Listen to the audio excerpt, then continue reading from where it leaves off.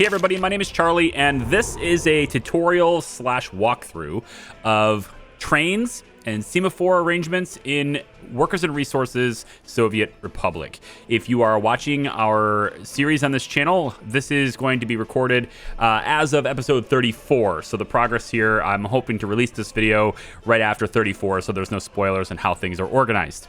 This video is entirely meant for those of you who want to either learn more about how trains work in the game, learn more about how my trains work in the game, or for those of you who have had lots of questions and have had criticisms or critiques about the train system that I have set up in the game and would like to learn how it's meant to work. This video is entirely for those people. If you are comfortable with all that stuff already or you don't care, I bid you farewell. Have a wonderful day. We'll see you in episode 35. Or I guess this is probably going to be incorporated into the series, so I suppose episode 36. Okay, I'm going to start at the very beginning, and we're going to cover some basics, and then also kind of the reasons why I've done certain things the way I've done them, and sort of what goes on from there. So we're going to leave most of this paused because I have some agriculture stuff that I want to do over there before it starts to, before it gets too late in the spring. So I'm going to leave most of this paused just so we can look at it. Let's start at the beginning. We got a depot here, which brings trains into this unloading dock here, which is hooked up to the various different resources, bitumen as well as oil, and we can go ahead and get that exported. The train loads up and brings it over top of this bridge. This is a two-way bridge. The bridge, there's only one train that uses it. So if we take a look at the signals here, it's conflict-free. Let's talk about the basics and how signals work. This semaphore is a great example, and the signals for trains, we call them semaphores. This is a great example of sort of how it should look or how it works. There are normal semaphores or normal signals, which have one arrow, and green means the train can go through. Then there are chain semaphores, which have two arrows, and again, green means the train can go through. The purpose for each one is pretty straightforward. The chains are ultimately meant to determine whether or not a train is allowed to go or not go based on adjacent semaphores. It is changed to other semaphores as to whether or not the signal is triggered or not. Likewise, the normal semaphores are meant as boundary lines to form zones, as well as to work in collaboration with the chain semaphores in any junctions. You can also just use them to separate zones, and I'll show you that in a little bit. There are two other types here, but really they're not. They're just combinations of the two basics. The mixed one, which is the one you see here, simply has a chain on one end and a regular one coming back the other direction. So if I did a mixed here, I can change how that works just by clicking it. All right, so let's take a look really quick at how the color coordinations of zones work. You can't quite see it here, but there are two different zones. There's just a slight different shade of blue. I really wish they wouldn't put blue shades together, but they do. You can kind of see it a little bit better here. This is a little darker than this side, but primarily you're gonna see various different contrasting zones. So let's talk about them together. We're gonna go through the entire train system all the way up and talk about all the different decisions that have been made and why the signals are the way they are. I've also made some modifications to this system to make it even more efficient, as well as clean it up just a little bit afterwards. A lot of decisions I've made throughout the course of this series and a lot of little tiny tracks that have been made have been for the purposes of constructing tracks. Because when you're dealing with train construction, or train track construction, you have an extra consideration you have to look at because the construction trains must return on the same track that they built just now. It didn't exist before. Now they're heading potentially the wrong direction, and you have to make certain planning ahead junctions, if you will, or intersections to allow them to get on the right side of the track afterwards. And then after you make those, there's really no point in getting rid of them, I don't think, so whatever. All right, so we have two different sections here. Only one train uses this, so I don't anticipate any problems, but we have a chain signal after the bridge. This is going to stop the train from proceeding forward if there is any other train in the zone immediately after it. In other words, this chain semaphore is referencing this zone. If there is a train in this zone, then it will turn red and no train will be allowed to enter this zone until that zone is cleared. Right of way is given to the train that arrives in here first. Same thing with this as well. So we're going to have a train coming in here for food and clothing and things like that too. Trains will be allowed to enter no problem, regular signal, but if they want to come back out, they're going to have to only come back out. They're going to have to wait for any train that's already in here. This is going to prevent conflict. The reason for signals in trains, much like the reason for signals on the road for, motorways or whatever, is to prevent conflict, or at least to help minimize the risk of conflict between motorists. So in this case, between trains. So this train has two splits, or has a single split, sorry. The first one off to the right is so that it can continue on its way. It's going to round its corner and it's going to come onto this one-way track that heads this direction. The second is to go straight across and to meet up into here to get fuel. Notice how there's two signals here to separate this section from this section so that trains that can refuel do not interfere with the trains that are going through. One of the bigger criticisms, or one of the bigger comments that I've gotten, is to ask me why I've placed the fuel beside the track instead of integrating it within the track. Same thing with the fuel reserve here. And the reason for that is because when I design this stuff, I'm designing for the future, not for the present. I have a plan in motion, I have something I'm going to do later, and I'm going to cater this design so that it doesn't conflict later. In this case, I have two trains that are going to be using here, and if one of them is going to refuel, I don't want to have this one have to wait for that one to be done fueling before it can continue. I would like it to just be able to go. And same goes for the fuel train. If the clothing train is going to be refueling here, I don't want this to have to wait. And on that note, if the clothing train is fueling here at the fuel station and the oil train is coming through, maybe the oil train doesn't have to get fuel, but it still, or doesn't have to refuel itself, but it still has to haul fuel out of here to export it. Well, then it can now bypass the fuel line and head off this intersection to go into this direction. And that's going to let it do its thing. Now, this can be a chain. It doesn't have to be a mix, but you get what it is. So that's the reason why this is designed the way it is. It's to allow trains to seamlessly move past each other, even if one of them is busy on one or both of these tasks. If the export train has to refuel and then get fuel, there's also a dedicated line for it to do that too. Okay, so we also have this warehouse here.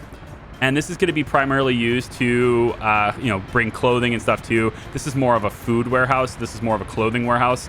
And trains can enter into this warehouse from this side, as this is a one-way track. You can see we have two one-way tracks, this side and this side. I show this with a two-way. We'll get to that in a second. But we have a one-way track primarily. I'll do it over here so it's easier to see. There we go. So two one-way tracks this direction, one-way track this direction. But however, if they're going into this warehouse, they need to be able to get back out, because the train that uses this warehouse will not end up using that warehouse at the same time. If it does, then cool, but it's not the way it's designed. So it needs to be able to leave. As a result, we actually have a two-way track here. That's the reason for using the mixed semaphores, is for if you want it to be a two-way track, but you want conditionally to have a chain in one direction. The train that's heading this way on this final line will not be able to proceed through here, because this is marked as a one-way. So it must merge this direction over and across onto this line, which is my one-way track, in this direction. So now it is located here. Now, as it proceeds this direction, if it wants to go straight, it can, like the oil train does, or it can now turn and merge onto this two-way line, we'll get to that in a second, all the way over and meet up with this line here too. Now, as we proceed this way, you'll notice we have certain junction points. In this case, this is kind of a wasted junction. We're not actually using it. Trains do not need to worry about each other for this one. I primarily put this in place for the construction of this track. This is similar to here, to where there's no way that these trains would ever conflict with each other, because this is a one-way and this is a one-way in the opposite direction. But when you're creating tracks, when you're building tracks, you need to provide a way. So for example, the track that is being built here, I need to provide a way for the train that builds this section to get back to base. And if I have a one-way track right here, then it's gonna go, dude, I'm confused. I don't know what to do. I can't go that way. And so we have a junction that allows that train to move over. Same thing with this side when we're building it this way. We need a way for it to get back over. So that's why these junctions exist. But notice I'm not chaining the semaphores up. There's no chain here, it's just a signal. And that's because it doesn't need it. It's not going to conflict. There we go. There's that train. Let's take a really quick look at how the semaphores look and how they work. And for those of you who are beginners, I am treating this video as sort of a tutorial video. So for those of you who are new to the game and want to learn how semaphores really work and how you can arrange them to fit a certain purpose, I'm hoping that this video is very helpful for you. If it is, consider hitting the like button. Yay! Okay, in any case, notice how this signal is red. That's because this train just went through that section. They're color-coded sections. As the train leaves that color-coded section, this becomes green again. That's because there's no longer any conflict immediately ahead of this. Same thing with this one. It's going to turn green as soon as it passes by here.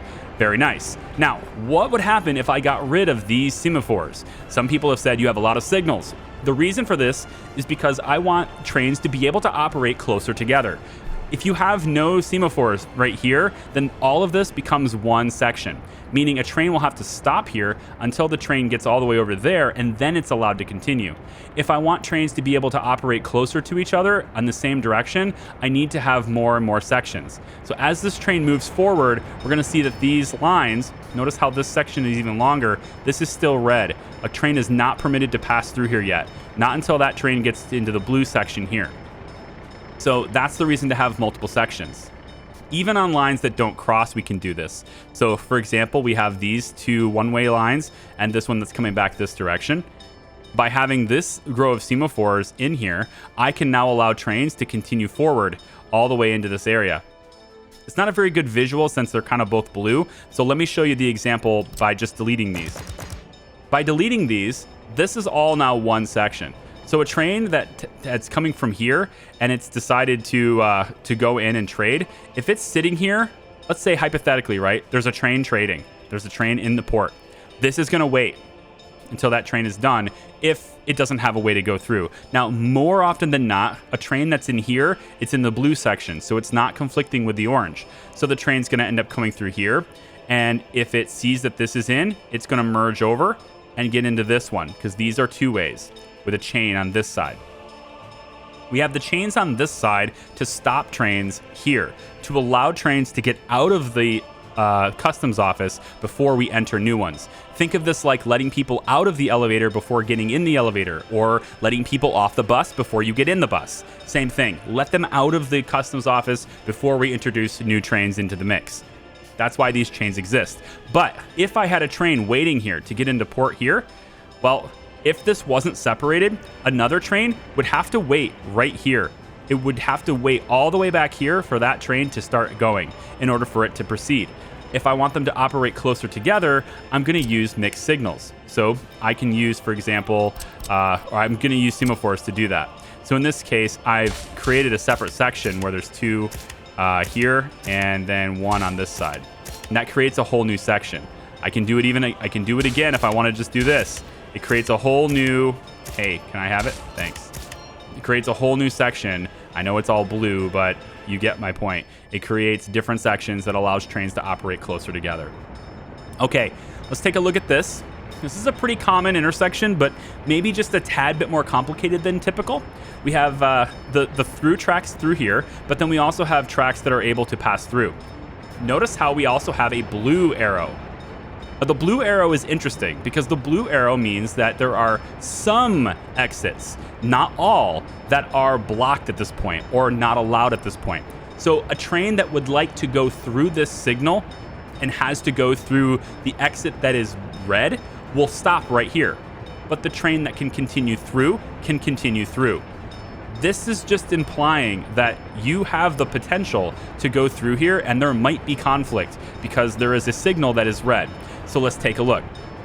We're going to take a look at this. As we come through here, we look at this and we say, okay, so they're both green. That's no big deal. Okay, so those are all good. How about this side? We come over this way, the train moves itself through, and oh, this one's red.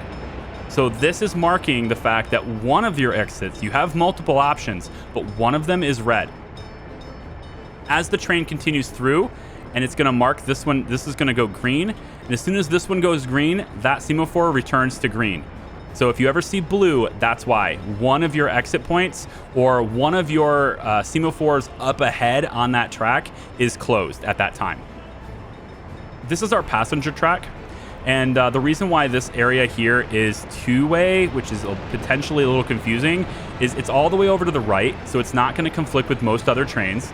But the reason is to allow refueling. For my construction trains, I thought they would need to refuel through here, so I set it up that way. That's not typically the case. But our passenger train often sometimes does use this.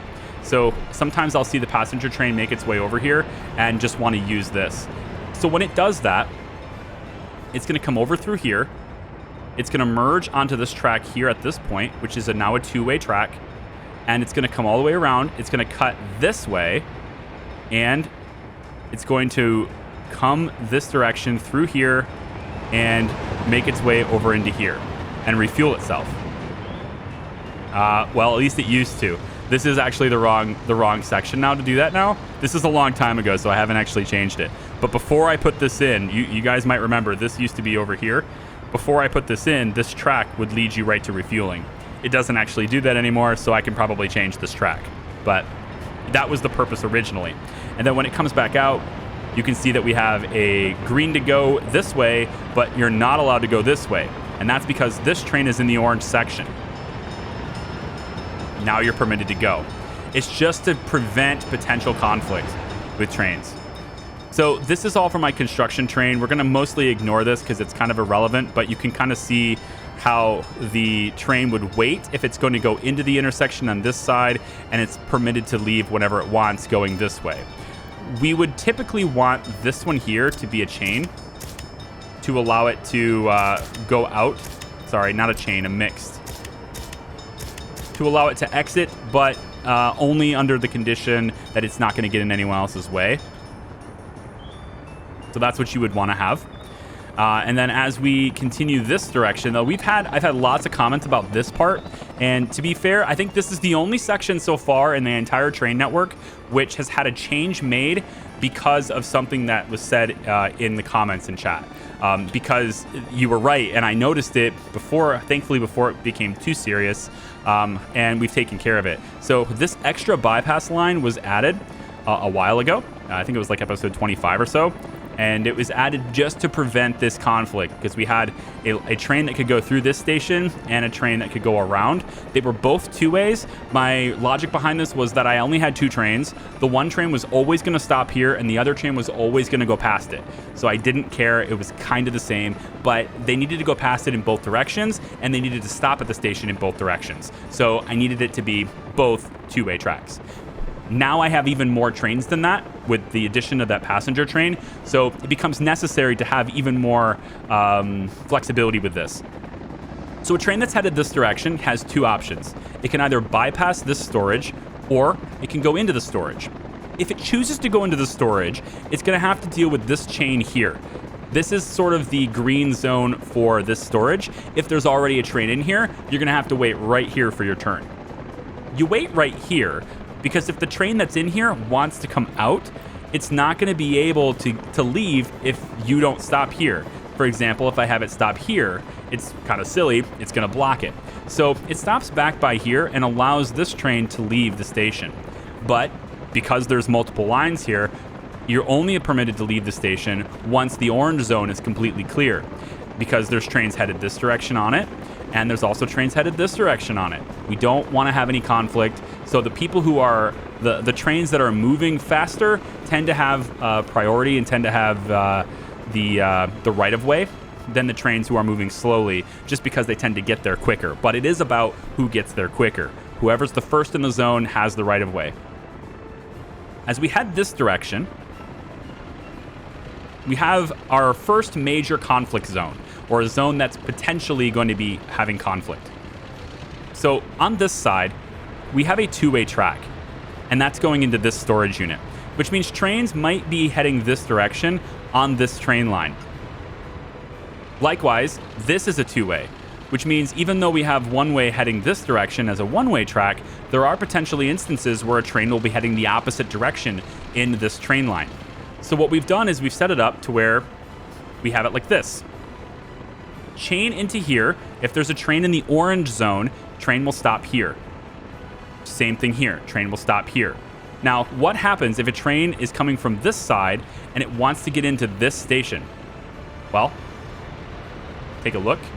We come through, and this is a two-way track, so we're going to move in this way, and we're going to try to enter the station. But we can't enter the station if there's already somebody in here. So it's going to have to wait its turn. The only train that comes in here is a train that's going to leave the opposite direction that it came in. So at no point will we have a train enter this station and go back the same way. So there won't be any conflict with this train line the way I have it set up, because currently there's only one train that uses it.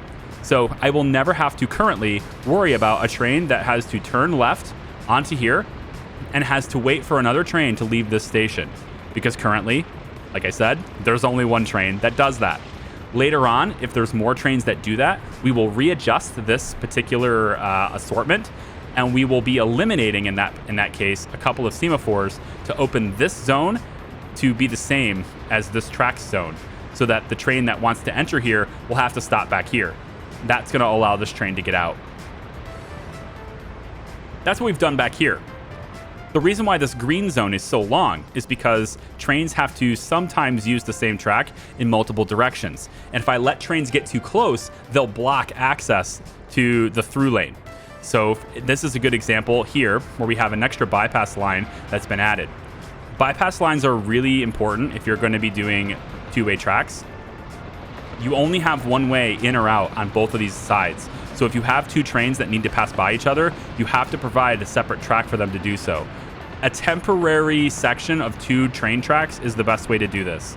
So we have a two-way track that's going to be here, but if this train is headed this way, but it doesn't want to go into this storage unit, it's going to have to come this way, merge onto this track, and since it's heading this direction, I have to start stopping trains before they get here. When possible, I like to place semaphores before roadways, because that means I'm stopping trains without stopping road traffic. If I was to set up, for example, here in this area, if I was to have a semaphore here, a chain that stops a train, the train would likely stop over top of this road, and that would stop traffic on this road. So when possible, I use chain semaphores right before roadways so that if a train was to be through here, it's going to stop. If it's going to be coming through here, it's going to stop and let trains pass. Notice how both of these are blue? That's because while there are two green signals, while there is one green signal, which means there is a way to pass through, there is a red signal as well. So that's how this section works. I hope that makes sense. And I'm hoping that this explanation of my train network is sort of giving you guys some ideas on how you can make your trains. You don't have to have them super simple and cut and dry. You can, it makes things easier, but if you have complicated needs or you're going to have a lot of trains using very small portions of space, you're not necessarily going to be able to have it just two tracks. You're probably going to need 3, 4, potentially even more tracks. The more trains you add, the more potential tracks you're going to need to prevent conflicts. This is a good example of conflict avoided. There's a lot of sections here, so let's talk about it. Again, we have 2 refueling stations, one on the left and one on the right. I don't integrate them with this core line because if there is a train that's refueling, I don't want it to stop a train that wants to go through. So on both sides, I have refueling. This side is easy. It's only accessible from this side. So they refuel here and then they leave. This side, however, is accessible from both directions. The reason for this is because I have passenger trains that need to go that way, but they also want to refuel, so they come here to refuel first. Likewise, I have a coal train, which is going to park into here and deliver coal to this heating plant. But that coal train might want to refuel too, so it's going to come over here to refuel and then leave the way it came. For some reason, when I first set this up, trains kept getting in trouble when they tried to go back the other direction. I think it's probably because one of my semaphores that they wanted to use was simply marked as one way. So they kept trying to go that way in order to find a place to turn around to go back the other way, and that didn't work. So originally, I went ahead and I made this little circle loop to fix that problem. If they came in and fueled here, they would simply go around the loop, and then they'd come back out. That solved the problem for a little while, and really, this loop is probably unnecessary now, but I have extra lines and stuff in here now that I didn't have before. But that's the reason this loop was existing before. It's a one-way loop that lets the train kind of go from this track to this track and continue on, so I could have a one-way here if I wanted to. It's not necessary anymore.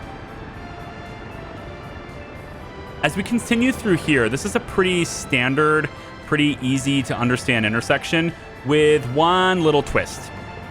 Because I want trains to be able to access this side of the track heading this direction, I have this little tiny whoop-de-whoop here, I'm going to call it. It's a little track that just kind of merges over into oncoming traffic.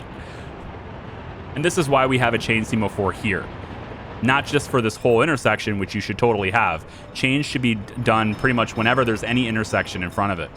But because this is a two-way line right here, it allows my coal train to go from here, which is a one-way track, come over, and then zip right into here.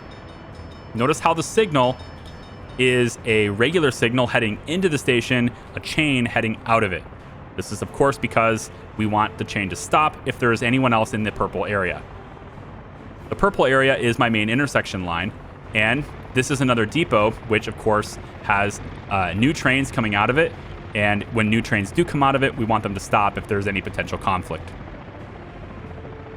Throughout the course of this assembly, I've had lots of problems with the construction trains getting stuck, because when you're building tracks yourself, the train is going to have to come back on the same route that it left on.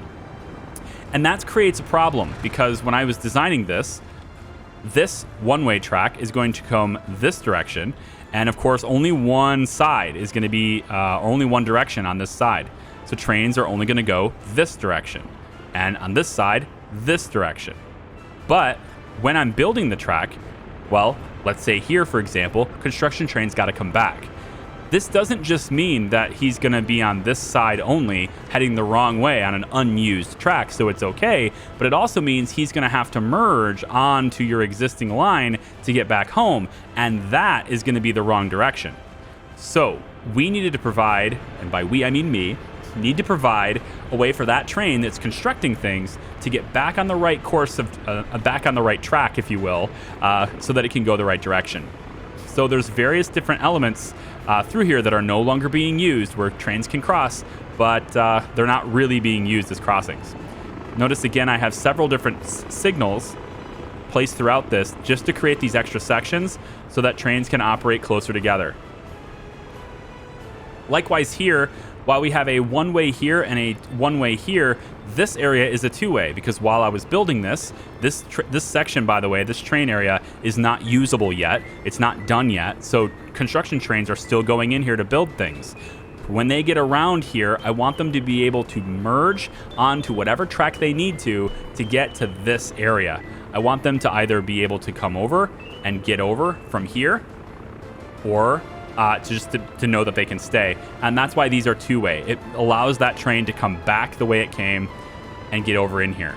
But it also means that if there's a passenger train at this station, which I am using, that the passenger train can come through here, stop at the station, and then come back and cross in. So I have like I said, this train track is not done yet.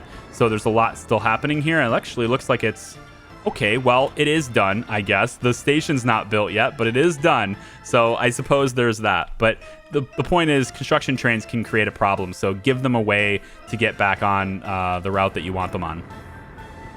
So this area is my very long two-way area here.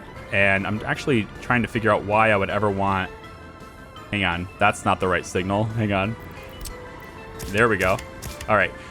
So this is my long train, right? And again, we have these semaphores sort of spaced throughout the course of this, because even if that train is right here heading that way, if I was another train heading behind that, I would have to stop way back here right now because that train is over there. So as the train moves forward, now I'm allowed to go. That's repeated throughout the entire course of this trip. So if you want trains, I'm only saying this because of the comments related to how many signals I have and, you know, making it more complicated or whatever. There's a reason for everything, and I want to explain it. So that's why I have that. It allows trains to operate closer together. So let's take a look at this area down here. So we're going to have these two warehouses. Primarily, they're going to be used to grab crops and take them places, but we're also going to deliver lots of food, meat, and all of the basic essentials that we're producing over here. Now, eventually, we'll be producing them ourselves because we have this giant farming operation that I'm going to be hitting into for the next episode. But for now, that's this. And then also, because we're generating so much here, we can use this as a distribution hub for other places as well, like our capital city that we're building over there. This train line is one way and one way, as you can see. But when you get into here, there needs to be a two-way track here. And there actually is going to be two trains that use this, which is why it's set up the way it is. There's two places to drop things off at the same time with a factory connection between each warehouse. This allows two trains to load and unload goods at the exact same time to both warehouses because they're connected. What will happen here, though, is that the trains that come in are going to come in on this side primarily, and they're going to leave on this side primarily. This is to hopefully get them out of the way of each other. They're not going to be very long trains, so it doesn't necessarily matter. But if I wanted to make this a little bit better for longer trains, I could go ahead and do something like this and just move it a little bit further back and remove this signal. However, that's also not very long here. So you have to kind of balance how long your trains are going to be and make sure that you have an adequate amount of space to let them out. In this case, I don't much care because we're only going to have one train at a time, usually coming in here. In the event that we do have two trains at a time, which is pretty rare, but I'm giving them the option to do that, most likely, because of how long I know my train is going to be, it's not going to go past this point. So if a train is waiting here, the other one has the ability to get out and move over to the other side. This one, likewise, can see that there's a train here and can move over this side because these are both two ways. They have chains to get out, but regular signals to get in. Now, I already know where these trains are going once they're used, so I don't need to worry about them heading this direction. But if I was going to head that direction, I have two tracks that I could easily merge and bring it up into this area if I wanted to. This is a pretty standard intersection here. Primarily, this is used for passenger trains. So my passengers are taken from the central hub that we have for people living here. And there's 2 passenger trains currently, 5 total that will be used later on, that will be sending people off that way to work and back. Because of that, these trains need to be able to access these main lines. So that's what these are for. There's dedicated lines, one way and one way, with chains coming into the intersections. Pretty standard. Actually, this is like probably, aside from this little section with extra signals, this is kind of the poster child of what a 3-way intersection would look like with trains, pretty much. Same thing with here. I have a lot of construction stuff here with how they cross each other, but they're not really used. The signals are still in place because I don't care, but they're not really used that much. And then off this way, we actually do have the fuel integrated because the trains that are moving through here to drop people off are really spread out and they're not likely to get conflict with each other. But in the event that they do, they're just passenger trains. It's not super big. It's not a super big deal. If we wanted to, I could make this section here to here a 2-way section. That would allow 2 trains to fuel at the same time or for one train to bypass the other as it fueled up. But in general, I don't see that as being much of a conflict. Same thing here, another poster child for a 3-way intersection.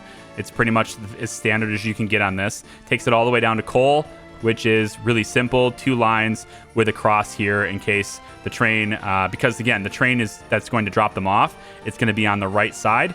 It needs a way to get to the left side if it wants to go the other way. So there's a merger point right there to get it over on the other side. And then it can move this way. Okay, this track is not built yet, but we're going to talk about it, and then I'm going to go back into the really complicated bit and talk about some of the stuff that I did before and also some of the changes I've made and why. So, but for the time being, this is the simpler thing to explain.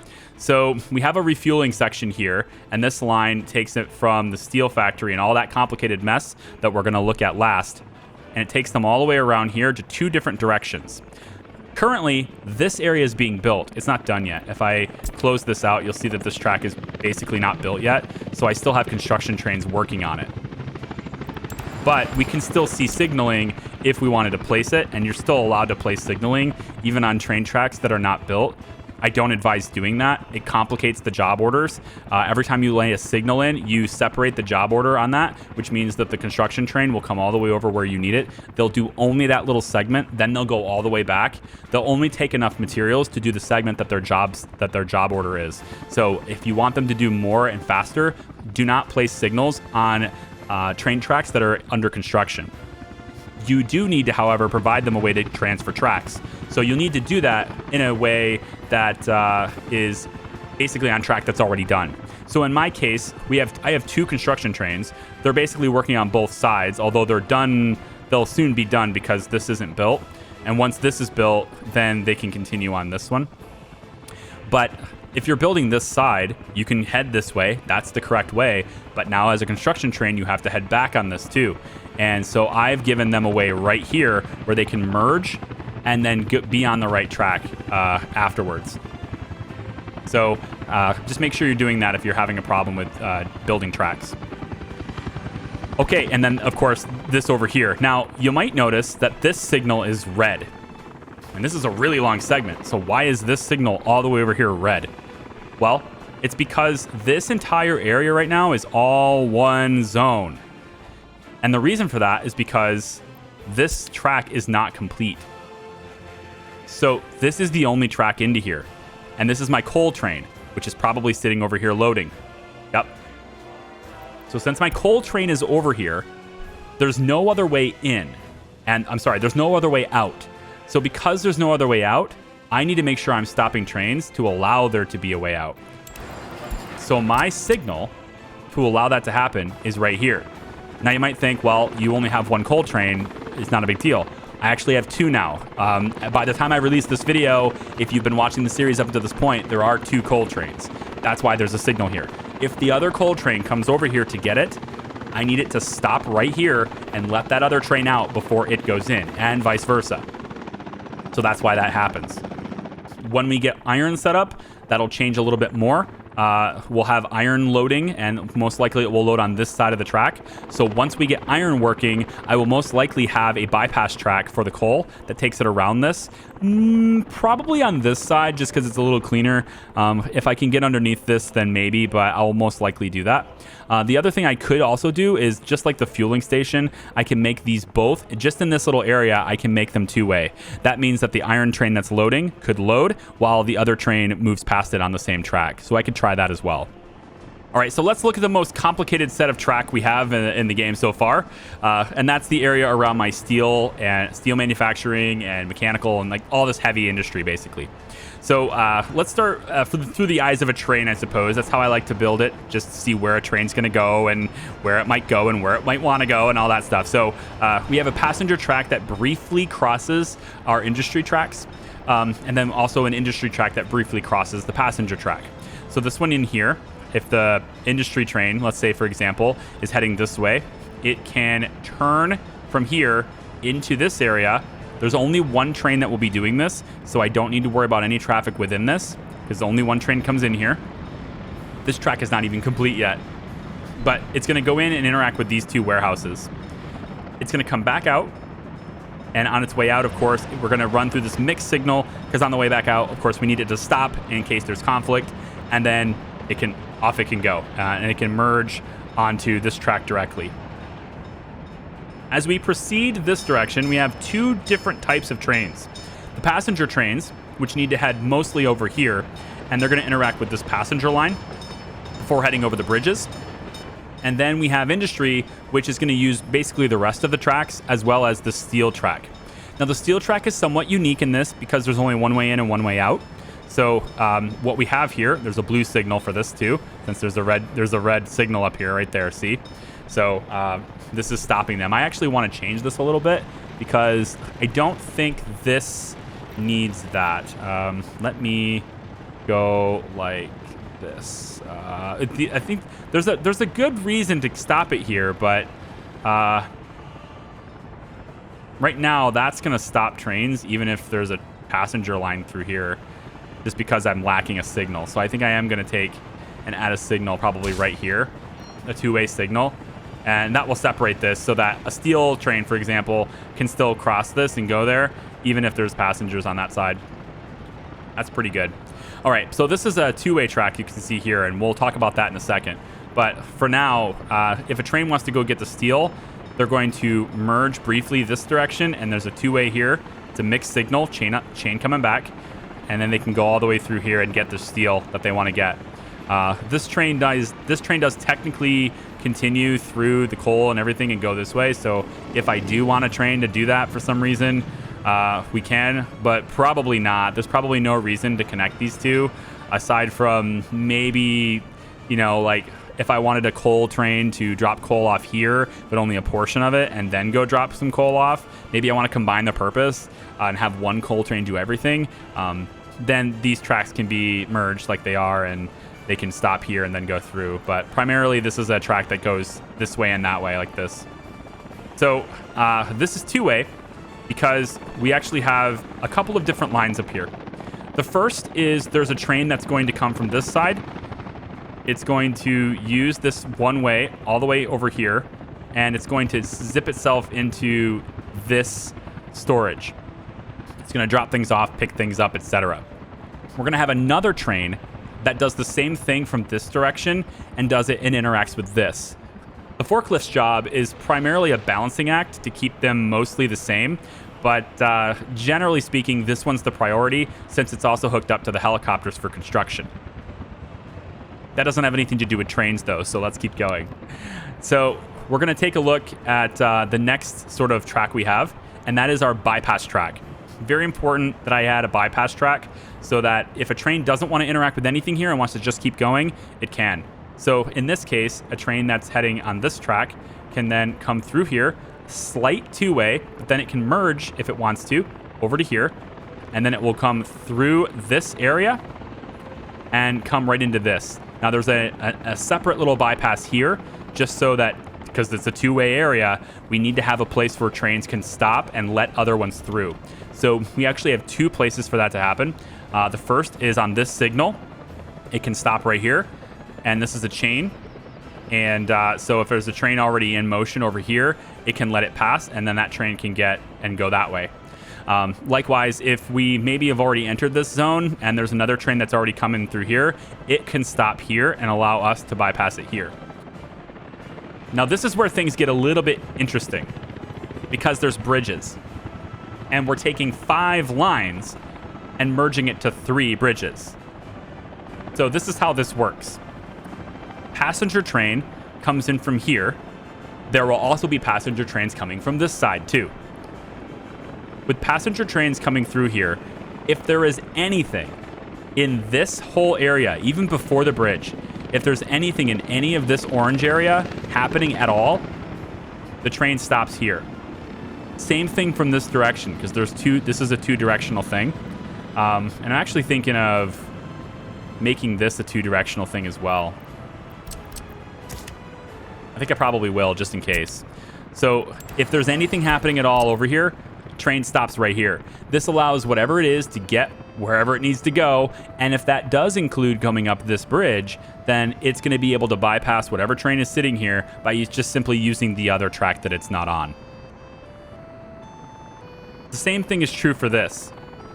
We have a stop right here. The only difference with this is that trains will absolutely only be on one side depending on where they're going. So this one's going to stop here if there is anything in this zone. If the train does make it to the orange zone, it will be allowed to go through before everything else. The goal here is to get things over the bridge and out of the way as fast as possible. So anything that enters the orange zone is going to have priority and is going to go over the bridge first. We also have a couple of other little tracks that are happening here. And I'm going to talk about a little bit about this. This is slightly different than what you've seen before I record the next episode, because I have reworked this just a little bit to clean it up. But it primarily does the exact same thing as it used to, minus one track segment that used to be right here. That's pretty much the only thing I got rid of other than cleaning it up. So the cleanup work that I've done is to have this passenger line, allow it to go and split and go from there. This is a one-way. It can only, if it's going this way, it has to go this direction. And likewise, this is a one-way from this point, and it has to stop here and wait for that to happen or go through. We also have this warehouse. I want trains to be able to interact with it, but the trains that interact with this are not coming from the passenger line. They're coming from that bypass line, this through line. So that's the middle bridge. So the middle bridge that's been merged here has been cleaned up a little bit. It allows it to come right through here and merge here and go in there. And it can then leave this direction or this direction, depending on whatever it wants to do. The trick here, though, is that for now anyway, I only plan on using one train through this, so I don't have any conflicts by it turning and meeting up. But in the event that it does turn and meet up, the only potential conflict that there is at the moment is if a train is stopped here and this thing wants to go that way. But like I said, right now there's only one train using this line, and the thing I have planned for it, it's going to head that direction. So I kind of don't care. We'll see how that works and plays out later. So this might change. This crossing is useless. It's not really all that big of a deal because it was for the sake of construction, but trains may use it. We may have a train from this side that decides to go on this track. And if it wants to, that's perfectly acceptable. And most likely it probably will, honestly, because there's really no reason for it to use this bridge at all unless it wants to get into this storage. So generally speaking, I think probably what we'll see is trains using this and then crossing this and going on the middle bridge instead. So this is sort of how my sections are divided up. But at this point, you should be able to identify chain semaphores and regular signals, etc. There's only one area here that's a two-way section, and that's right here. Mostly that's just to allow trains to get on the right side of the track. As we come over on this side here, though, you can see they're building my pipes underneath. That's nice. As we get on this side of the track, we have two options. Either the train that's moving here is a coal train, in which case it will go straight and head towards that coal drop-off, or it's some other industry train, potentially nuclear, because we're probably going to start that over there soon. It's potentially a passenger train, taking people to work and back in other places. We do have passenger trains that are going to be working through here. We saw that earlier, right? This little area here. Passenger trains need to come through here too. So primarily, it's probably going to be that passenger train. The passenger train is going to turn left, and it's going to enter into a two-way track segment right here. That's going to take it all the way and match up here, which is again this is a one-way section. Sorry, this right here is a one-way, and it's going to merge into this one-way, like this.